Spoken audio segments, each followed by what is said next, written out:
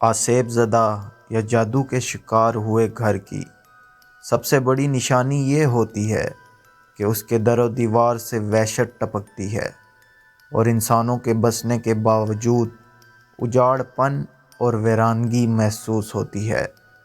یہ بات میں نے اپنے دادا کے گھر میں نوٹ کی، جو اب میرے چھوٹے چاچا کی ملکیت ہے۔ نیز وہاں اچانک کچن میں برتن گرنے کی آواز آتی اور کوئی جا کر دیکھتا تو بڑے بڑے ہاتھوں کے نشان موجود ہوتے۔ میرے دادا نے چلہ کاٹا تھا اور ان کے قبضے میں جنات تھے جو شاید ان کے انتقال کے بعد اسی گھر میں بس گئے۔ آج میں آپ کو ایک اسکول گارڈ کا سچا واقعہ بیان کرنے جا رہا ہوں، جو اس کے ساتھ ایک ایسے جناتی اسکول میں پیش آیا۔ یہ سال 2020 کے 5ویں مہینے کی گرم راتوں کی بات ہے۔ میں ایک گرلز اسکول میں بطور گارڈ ڈیوٹی سر انجام دے رہا تھا۔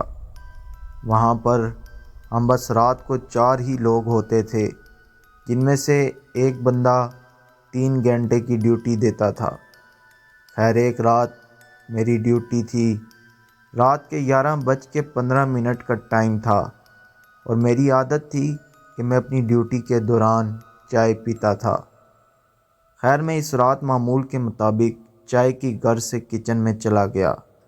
کچن میں ایک اوون پڑا ہوا تھا جس میں ہم کھانا وغیرہ گرم کرتے تھے۔ جب میں کچن میں گیا تو دیکھا اوون کا دروازہ کھلا ہوا ہے۔ میں نے سوچا شاید دوسرے لڑکے نے کھانا گرم کیا ہو، اس کے بعد بند نہیں کیا۔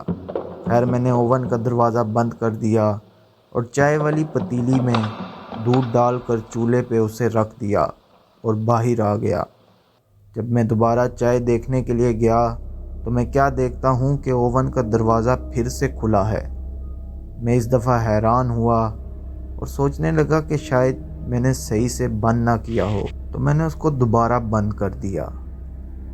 باہر آیا، چائے پی، پھر تھوڑی دیر بعد میں کپ اندر دھو کے رکھنے کی غرض سے گیا تو میں کپ کو دھو ہی رہا تھا تو اچانک سے اوون کا دروازہ زور سے کھل گیا، جیسے کسی نے غصے میں آ کر کھولا ہو، لیکن وہاں میرے علاوہ اور کوئی نہیں تھا۔ مجھے کچھ گڑبڑ محسوس ہوئی۔ میں فوراً کچن کے دروازے کی طرف بھاگا تو دروازے پر مجھے کسی انجانی طاقت نے دھکا دیا۔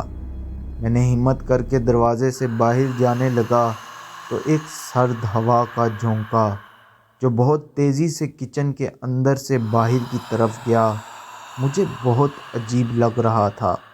یہ سب خیر، میں بہت بری طرح بھاگ کر باہر چلا گیا۔ میرا سارا جسم بری طرح کانپ رہا تھا۔ مجھے کچھ سمجھ نہیں آ رہا تھا کہ یہ سب کیا ہو رہا ہے۔ مارے ڈر کے میرے جسم کے سارے بال کھڑے تھے۔ تب میں نے آیت الکرسی پڑھنا شروع کر دی تو مجھے کچھ سکون آیا۔ میں واپس آ کر اپنی کرسی پر بیٹھ گیا۔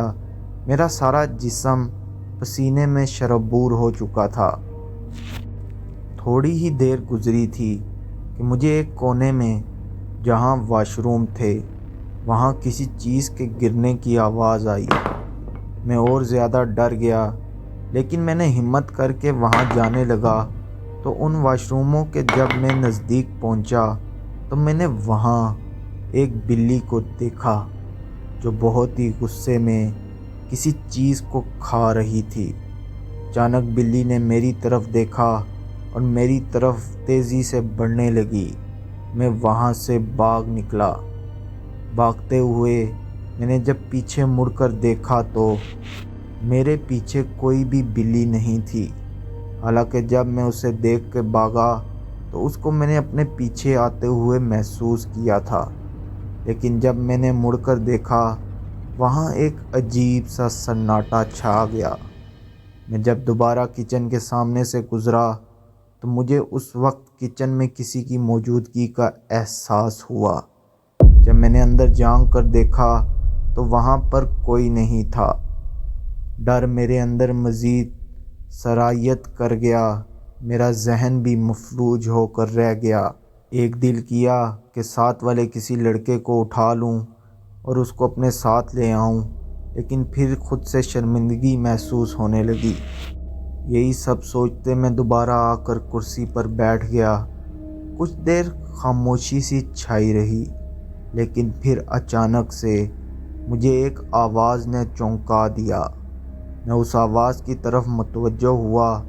وہ آواز انہی واش روم والی سائڈ سے آ رہی تھی، جیسے کوئی دیوار کو اندر سے کسی چیز کے ساتھ توڑ رہا ہو۔ یہاں پر میں آپ سب کو یہ بات بتاتا چلوں کہ وہ کونے والے واش روم کافی عرصہ سے بند پڑے ہوئے تھے۔ میں نے ان کے بند ہونے کی وجہ بہت سے لوگوں سے پوچھی، مگر سب نے آئیں بائیں شائیں کی۔ لیکن وہاں میرے ایک دوست نے، جو مجھ سے پہلے وہاں کام کرتا تھا، اس نے مجھے ایک ایسا واقعہ سنایا تھا جو مجھے یاد آتے ہی میری روح تک خوف سے کانپنے لگی۔ کچھ عرصہ یہ واقعہ جاننے کے بعد سب ٹھیک تھا، لیکن پھر کچھ عجیب و غریب گھٹنائیں گھٹنے لگی۔ خیر، میرے دوست نے مجھے واش روم کی حقیقت بتائی۔ وہ بولا کہ یہ آج سے کوئی 2-3 سال پہلے کی بات ہے، جب میں بھی یہاں رات کی ڈیوٹی دیا کرتا تھا اور دن کو بھی وہی ہوا کرتا تھا۔ تو اس نے بتایا کہ یہ واقعہ دن کو پیش آیا جب میں اسکول میں چیخ و پکار سنی۔